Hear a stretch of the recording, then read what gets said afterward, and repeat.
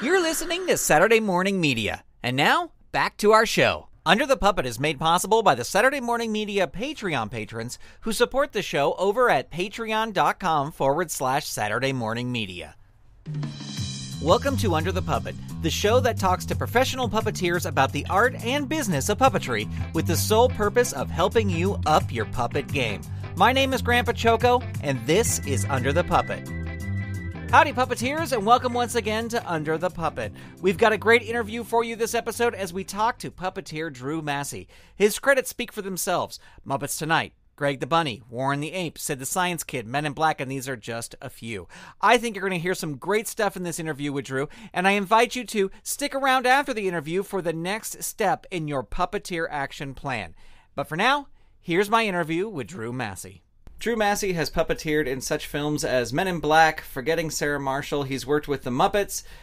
He's been on Jim Henson's Sid the Science Kid, where he was Sid the Science Kid, and also No You Shut Up, among other productions. Drew Massey is on Under the Puppet. Welcome to the show. Hey, thanks for having me, Grant. My pleasure. I'm so excited to talk to you. And first question I would like to ask is, what's the first puppet you remember seeing? Wow. It was probably something with Sesame Street, I'm sure. It was probably Kermit on Sesame Street. It was either Kermit or Ernie and Bert. Mm-hmm. One of those two things. And were you kind of like fascinated the first time you saw them? Yeah, I was fascinated. My dad was fascinated with the Muppets. That's why he bought our family a TV set, because he passed by the store and they were playing, and that's back when they used to have TVs in the window, and he saw them playing and he thought, this is hilarious and something my kid needs to see and that he can imprint on and will affect his life. He probably did think all that because he's a smart guy, so yeah, he was right. Yeah. But you actually got started building puppets at a young age, right? Yeah, I was in second grade, and I just moved back to California, and there was an after-school puppet-making class taught by Michael Earl, who I think you knew, passed away last year, sadly. But he was still in his teens, I think, and teaching me, because I was all of 7 years old, after school, making these puppets out of mattress foam and felt, and he helped me make a vampire puppet, which I still have to this day. Wow. In fact, I even have the book that we used called Sponge Ease. I'm sure it's out of print, but it's like in pristine condition. It's a great book. They should republish it. Is it a book on puppet making? Yeah. Oh, yeah. I've never even heard of it. That's interesting. No, it's a brilliant book. I think it was maybe in Northern California, a local thing, a very small press run. Yeah. But it's a great book. I should actually digitize it and put it up if that's at all legal. Yeah. Just to have people see it. But what was fun about it is that it has all sorts of like ideas for eyeballs and teeth and various things you can add to your puppet. But the basic recipe for the puppet is super simple. It's just a circle of cardboard and then 2 circles of foam that you cut a piece out of, basically, and staple together. And then you can either staple or glue the whole thing together, and you get a pretty dang good puppet out of it. Wow. And so we, the whole class made a bunch of those, and yeah, I made a vampire. My mom sewed him a cape, and I used that puppet the subsequent year to sing, I think it was Rainbow Connection. Actually, it wasn't the subsequent. It was years later. It was when I was in 5th grade, and sang Rainbow Connection on stage. With a vampire puppet. With a vampire puppet. Yeah, I'm sure in a very Kermit-y voice. So it was weird. But, I won a prize, so. There you go. There you go. So that's all that counts, I guess. So how did you start your, official puppet training? Were you just doing it on your own, at the 5th grade thing, or did you actually take some classes? Yeah, I after the 5th grade, I left it for years and years and did almost nothing with puppets, really. I mean, I sort of... when the Saturday Night Live puppets came out, I went through a period where I was like, ooh, realistic. I was obsessed with Scred. And I actually sent away to a taxidermy shop for taxidermed eyes because I heard that's what they did with that. That's why they look so real. And I tried making my own Scred-like thing out of puppet foam. This is even before Dark Crystal. and it looked pretty cool, but it was, it's not great. I was not very good at. Well, what I love about that is art. is like that's before the internet too. So hearing about how they did that and then sending away for it, that's back in the old days. Yeah, that was dedication right there. Yeah. And they were expensive too. Like I remember the glass eyes were, like $20 or something. Like I had to save up. Yeah. And that was in the 70s. But after that, I left it and basically until college, and didn't build anything until college. And I was studying industrial design and illustration and film. 3 great disciplines, by the way, if you want to get involved in puppets and puppet filmmaking. And so I had some tools at my disposal, and I bought some mattress foam, and the Jim Henson Hour was playing at the time, first run, and I was like, hey, I haven't made a puppet in a while. So I made a ton of them, and my dorm room just like filled up with puppet heads, which everybody thought was strange, but I'm kind of a weird guy, so I guess they were kind of like, yeah, that's Drew doing his thing. And about that time, my mom ran into Michael Earl in a supermarket, and he asked what I was doing, and she's like, I think he's building puppets again. So he said, well, next time he's up for Christmas, have him bring a couple up. So I did the following Christmas, and went to Michael's house. He gave me like sort of the basic puppet training steps, sort of focus exercises and lip sync exercises. And as I was driving away, I was like, oh, that was great. That's great. Thank you so much. And didn't know what I was going to do with it. I was like, that was fun. I'll just leave that and, get on with my life. As I was driving away, Kevin Clash calls Michael with a job offer to do a kid's video in New York for his own puppet company. And he says, hey, Michael, you think you can find anybody to right hand? And he's looking at my car going down there. He's like, yeah, pretty sure. So Michael called me shortly after that, and I flew to New York. And that was my first puppet job ever. Wow. Yeah, my first professional puppet gig, and I was so green. Oh my gosh. I knew nothing. I had no idea where my puppet was looking and what was going on. Doing background characters. But, right-handing was a great experience, and the video was pretty good, and I met Kevin Clash, and, he was awesome, still is. Yeah. Well, and that's something like even, like when you get a job offer like that, you just go for it, right? Absolutely. Well, and especially this. I mean, Michael had contacts still back at Sesame Street, so it was an entirely magical trip in that I got to meet Jim Henson for the second time on Sesame Street, which was amazing. And Michael introduced us. So I was like, oh, this is awesome. And he was performing Kermit on Sesame Street. So we stood back and watched a little bit, and then went up and said hi. And then after that, because he knew Richard Hunt, then we went out and had a lunch at a deli with Richard, which was amazing. It was a pretty amazing trip. Yeah. That's a pretty good first gig. Pretty good first gig, yeah, as first gigs go. Do you remember what that project was? Like that first... Yeah, it was called The Rory Story, and it was with the Lancets, who produced Puzzle Place after that, and Reading Rainbow was their big claim to fame, and Rory Zuckerman was the star of The Rory Story, and I did some voiceover work on it, and Leif Tilden was on it, who ended up being in a suit on Dinosaurs. He was in the suit for Robbie. So I get introduced to all kinds of people that I had no idea that I would run into later on. Yeah. Because then I did the first season of The Puzzle Place as an assist, and I got some guest spot roles in there. I was a robot and a kid in a wheelchair on Puzzle Place. But anyway. Do you think, I mean, I guess it is in show business, but a large part of puppetry is networking and getting to know people? Oh, absolutely. Yeah, I mean, you see the same people at all the auditions because you want to make sure that people have a certain level of skill, because it's puppetry is a weird mishmash of skills that are very specific and not common. I mean, I've always said that I'm a horrible dancer, except from my shoulder to my fingertips on my right side. Like, Right. I can make a puppet, bust a move, but so I have a very particular degree of skill on a very micro scale. I can't play basketball at all, but I can make a puppet throw a basketball like behind my back in a monitor. You're right.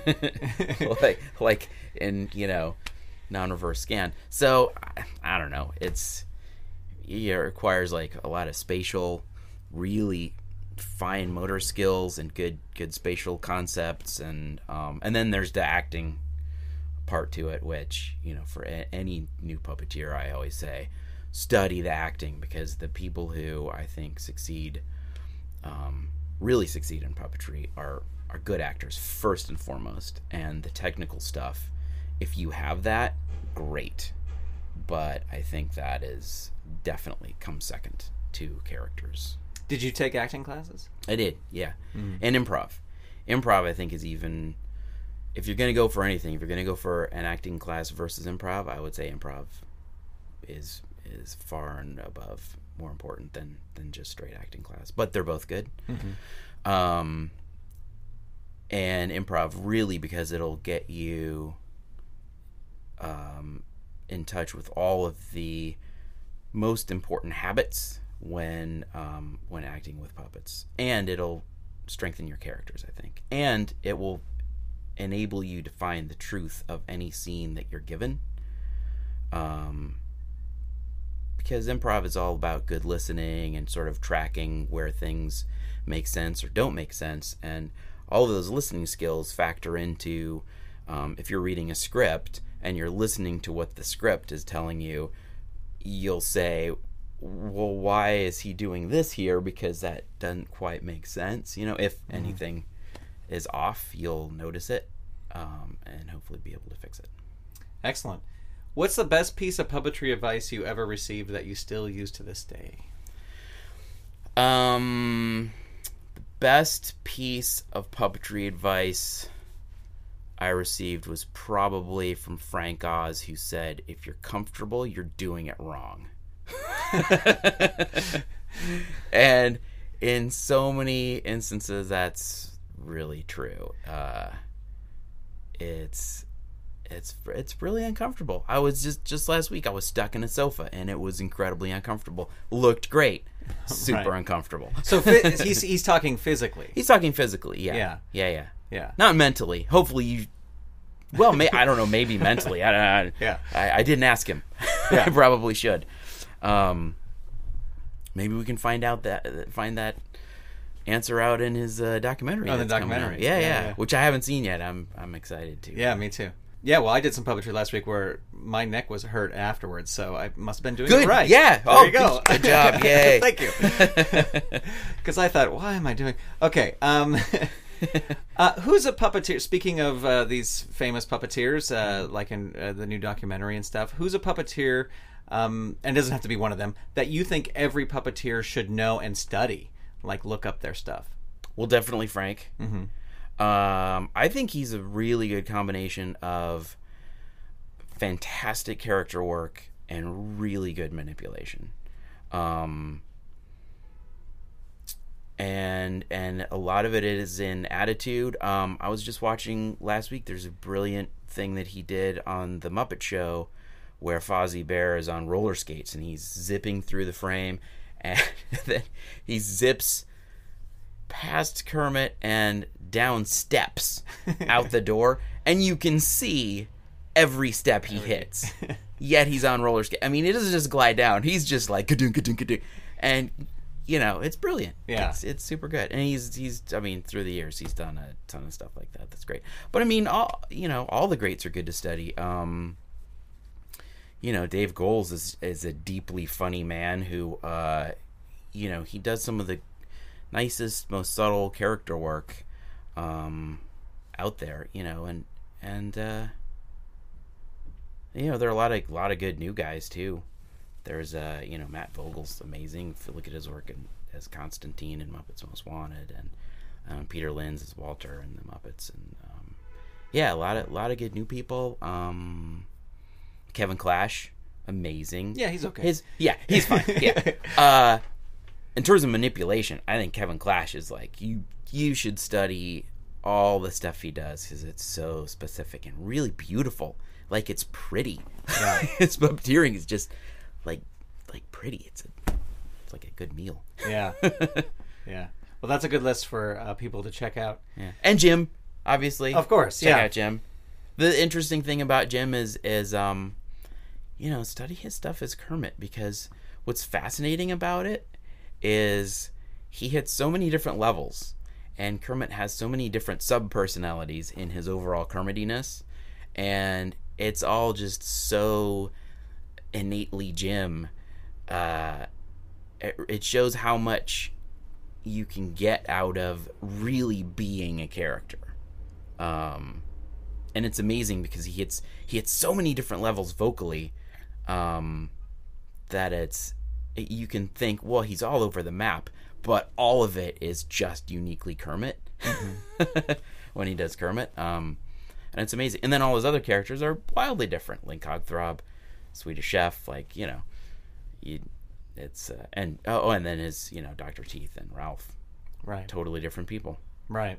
Now, without specifically naming any projects, what was the worst audition that you ever went on? Well, all auditions are terrible. I love when somebody will just give me the gig. Kevin actually did that on Cousin Skeeter. It was great. Didn't even have to audition. He's like, Drew, do this. I'm like, well, okay.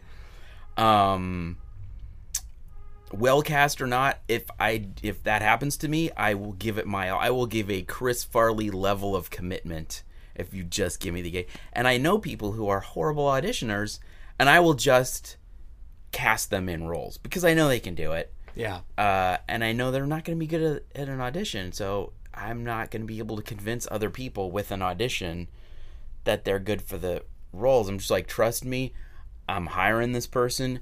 You won't be disappointed. They're great. I'm not going to name names.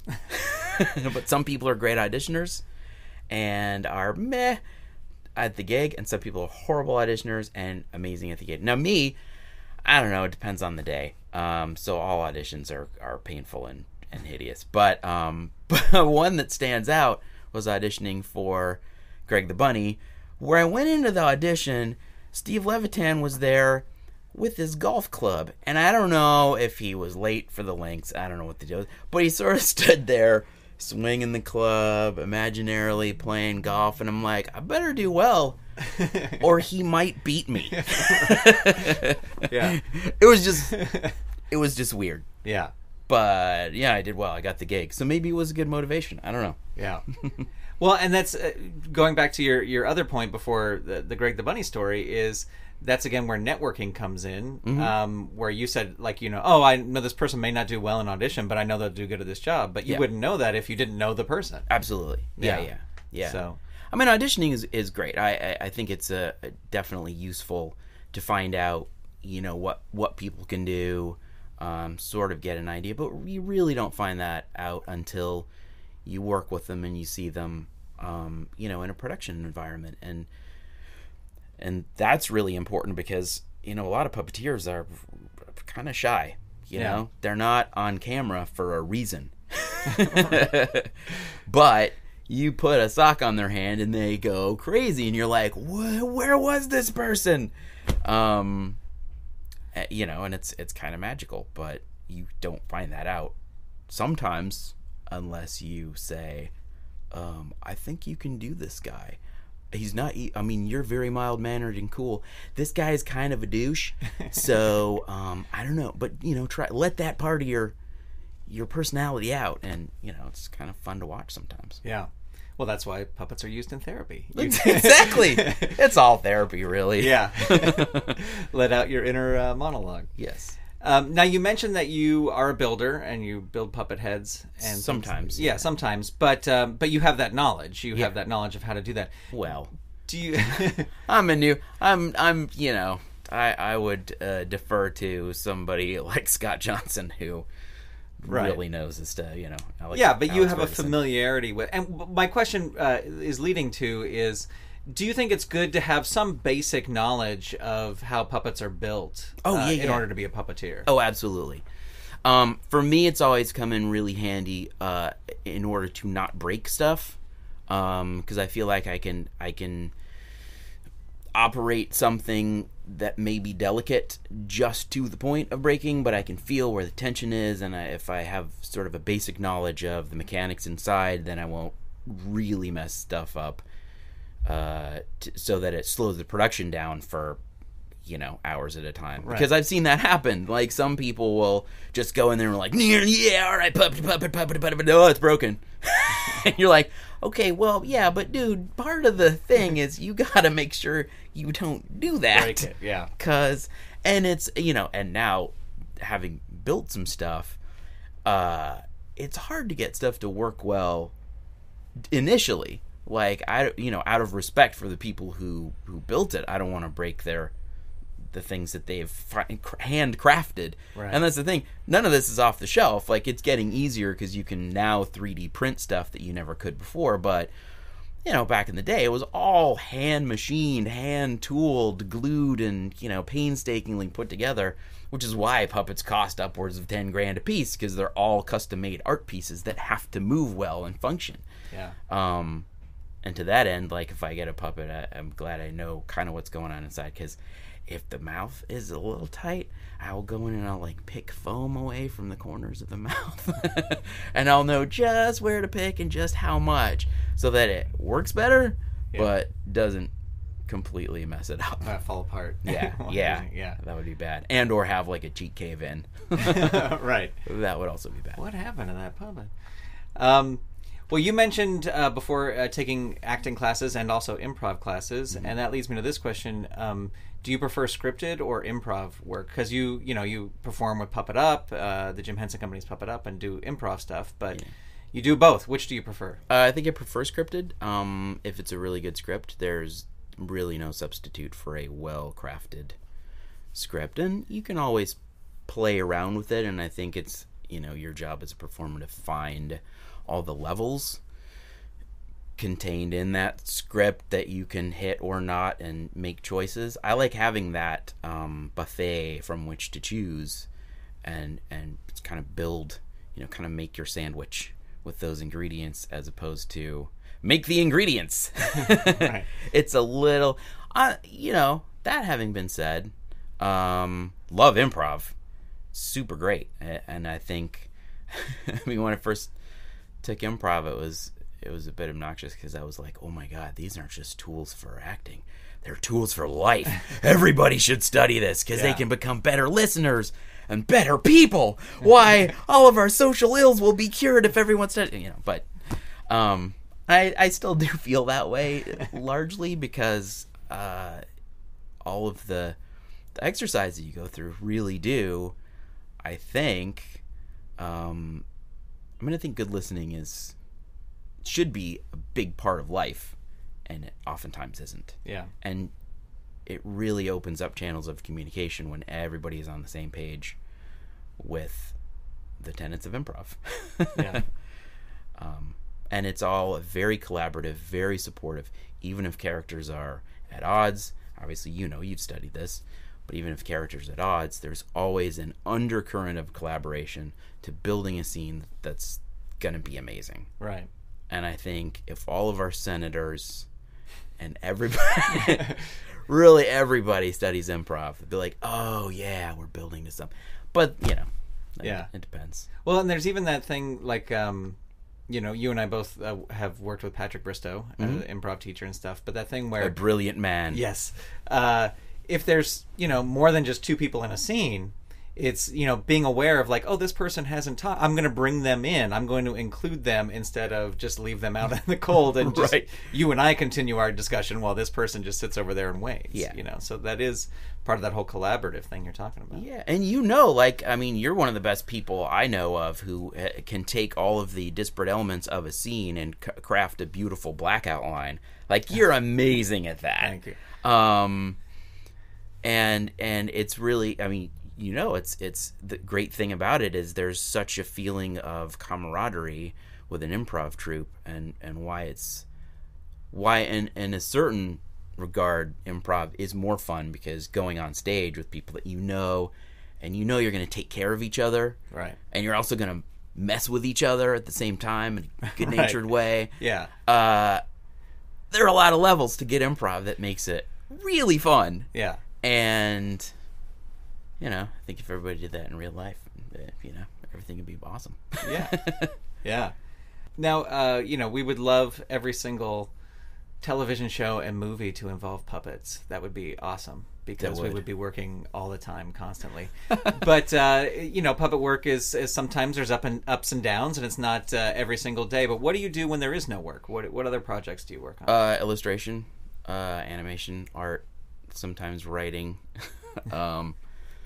music, directing. I directed 6 episodes of Splash and Bubbles last year, which was a lot of fun. Or directing my own projects. I don't know. I'm very fidgety, so I don't stay unoccupied for long.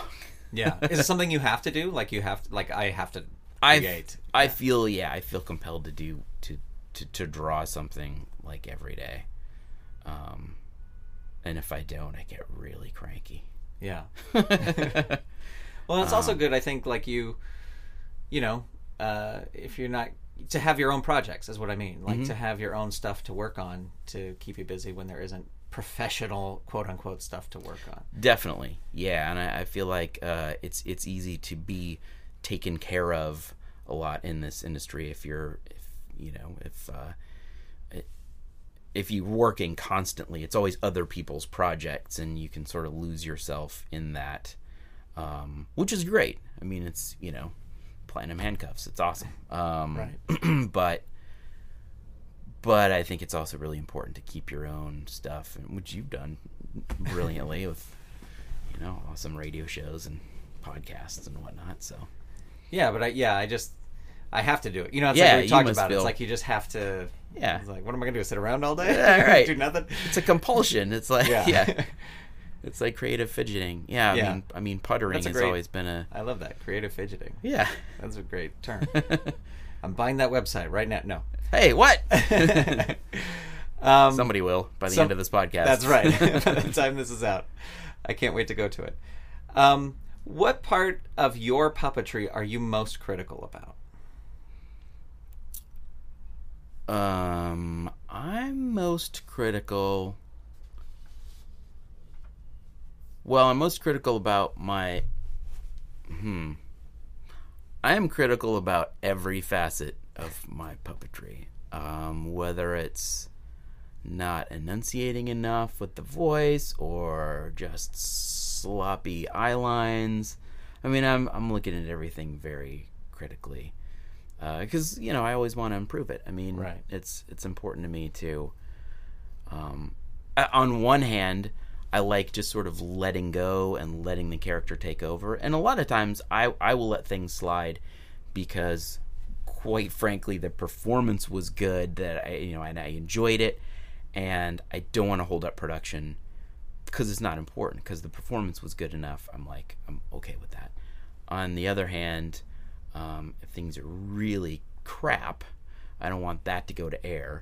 Right. And there's a lot of, obviously, even in on-camera acting, there's a lot of trust in your director and your editors that they're not going to let, your head in shot stay. Right. Right.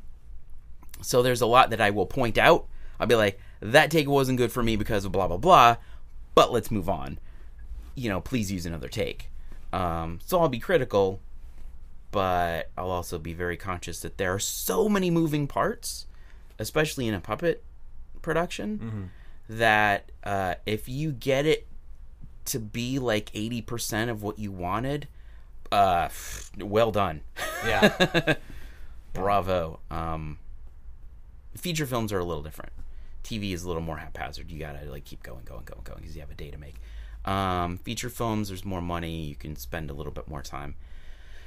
But it's also a fact that at the end of the day, when they've left all the puppet stuff till the end, if it's not a pure puppet production, that's when it really pays to hire a professional puppeteer who's probably gonna get it right the first time. Yeah. Because everybody will be like, it's puppets, we'll leave it. And you're stuck at the end of the day, and you've got to perform some sort of miracle in the 20 minutes they have left. Right. Don't get it wrong. Yeah. And that's just how it is. Yeah. You've played so many characters over your career. Have you ever had to play a character that you didn't enjoy playing? Like, it just, either you didn't like the character or it didn't conflicted with your personality, or yeah, you don't have to name names if you don't. Absolutely. No, there was this one guy. No, hold on. Yeah. I have, and it's usually when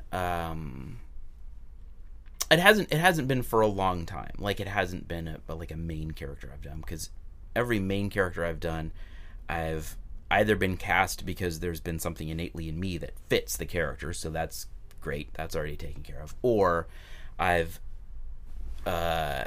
sort of made, clipped away at the pieces of that character that didn't fit me until it did fit me. Mm-hmm. Or I've found new facets of my personality to fit the character that didn't initially fit. So, I tend to find a way to make it work.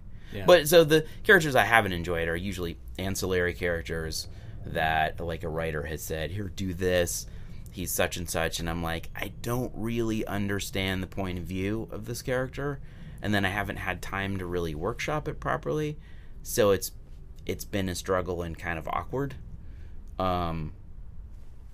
But there's not much you can do except take that character and keep workshopping it over a period of years, which generally doesn't happen. It's like, right, do this background guy, or do this guy who's got a lot to say, but doesn't really fit you, and then we'll go on to some other character the other day. Yeah. Who's going off of this? Who is your favorite character that you have played?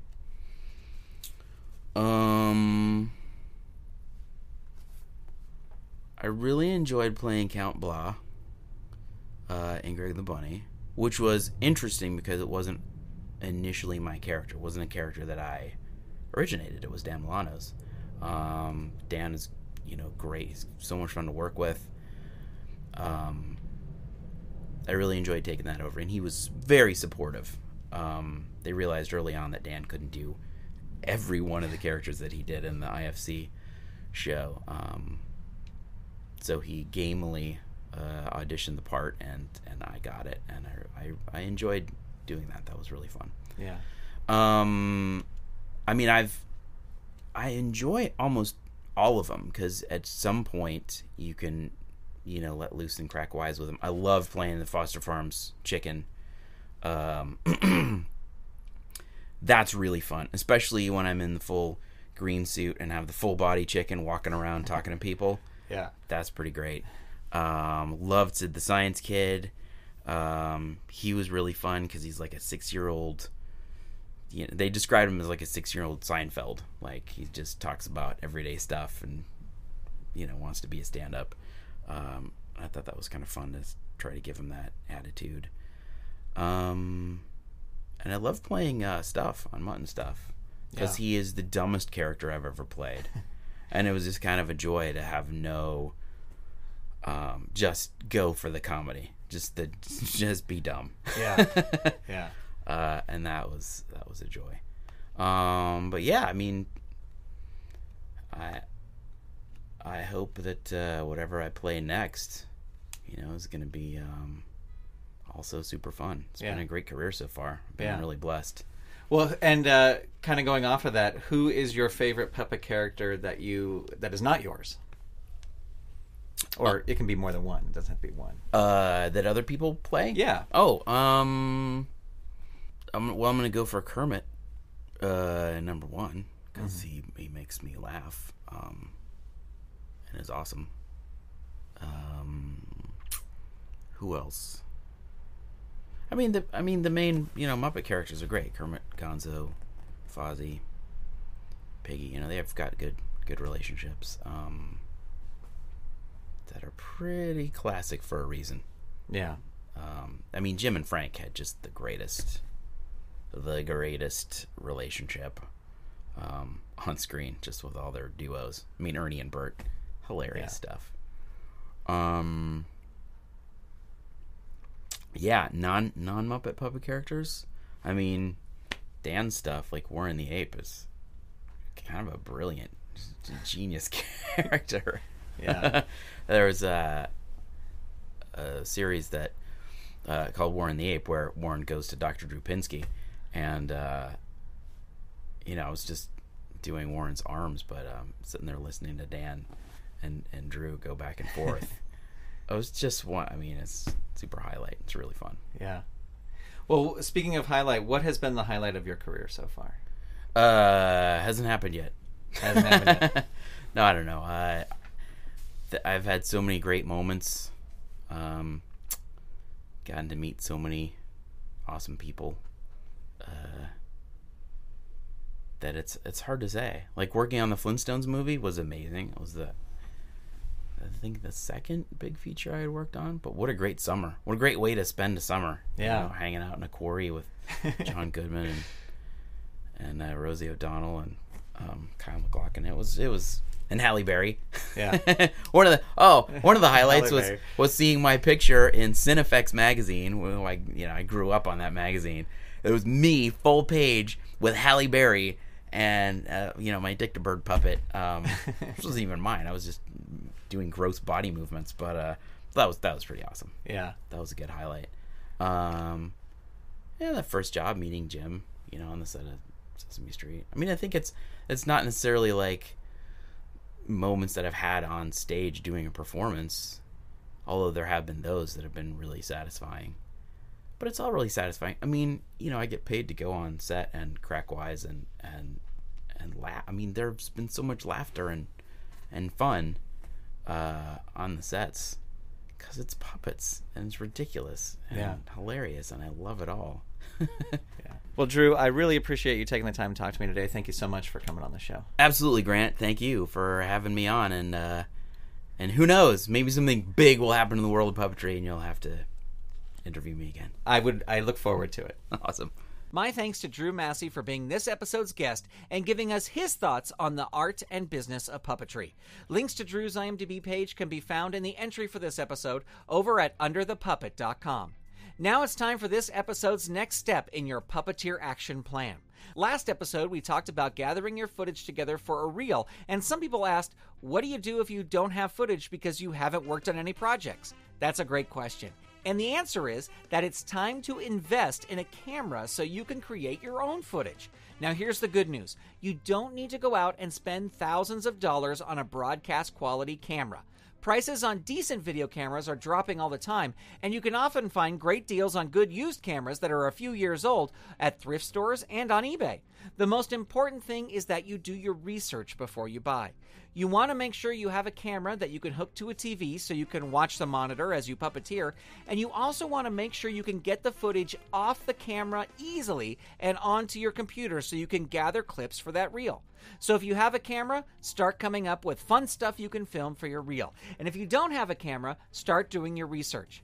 The camera I use in my studio is a Canon Vixia HF20, which I've seen on eBay now for under $200. I've used it for almost 10 years and will probably use it for many more. A camera is a smart investment for a puppeteer. Forget even recording footage. It's an essential tool you need to practice your monitor skills. Well, that's going to do it for this episode of Under the Puppet. I welcome your feedback via email over at hello@SaturdayMorningMedia.com or via Twitter, where the show is at username Under the Puppet. I want to hear your suggestions for questions I should be asking and for future guests. Also, the goal of this show is to talk to puppeteers making it happen in all sorts of styles of puppetry. So if you know an amazing Bunraku or shadow puppet artist, reach out. Let me know who I should be talking to. Thank you so much for listening. Talk to you next time on Under the Puppet. Under the Puppet is a production of Saturday Morning Media and is made possible by the Saturday Morning Media Patreon patrons who've gone to patreon.com/Saturday Morning Media and set up a monthly donation for as little as $1 a month. Huge thanks to Shay Stewart, Merle Lafferty, Jeff Peterson, Dale Gadania, Stephen Staver, Jackie Klimo, Melissa Crawford, Dave Slusher of the Evil Genius Chronicles, Mike Coughlin, Dorothy Pachoco, John D., Kathy Crawford, Brian Greer, Carrie Whitney, Chuck Tomasi of the Technorama Podcast, Chris Foster, Stephen Ing, Clinton of ComedyForecast.com, Vicky DeVries, Mike Wobschall, Twitter user Buttsinggear, a.k.a. Wildcat, Eve Cunning, Mike Hamilton, Gaston Moreno, Reed Loveland, Ivan Asquith, Vanessa Whitney, Nancy McCarthy, Janine Lee, Peggy Etra, Kristen Hogan of Squid Friends, and David Akers. If you'd like to support this show and the other fun content from Saturday Morning Media, become a patron. Head on over to patreon.com/Saturday Morning Media and set up your monthly donation today. You can also tell a friend about the show or leave the show a review on iTunes. And while you're over there on iTunes, be sure to click that subscribe button. That way you'll get new episodes the moment they are released. Under the Puppet is copyright 2017 Saturday Morning Media, Grant Pachoco executive producer, all rights reserved. www.saturdaymorningmedia.com. Elf-Centered is a monthly, completely improvised broadcast from Santa's Village. Join elves Gavin, Beatrice, and Gary as they talk about the latest goings-on from the North Pole. He has a pass to the radio station. I know, but he's got to go through the security check. Well, he'll be fine. Okay. You know Gary, drop of a hat, he'll strip down to his jingle shoes. That's what we're worried about. Oh. He's been red-nosed. Really? Yes, he has. He has. Oh, no. Well, subscribe to Elf-Centered. Visit elfcenteredshow.com today. You've been listening to Saturday Morning Media. Stay tuned. We'll be right back.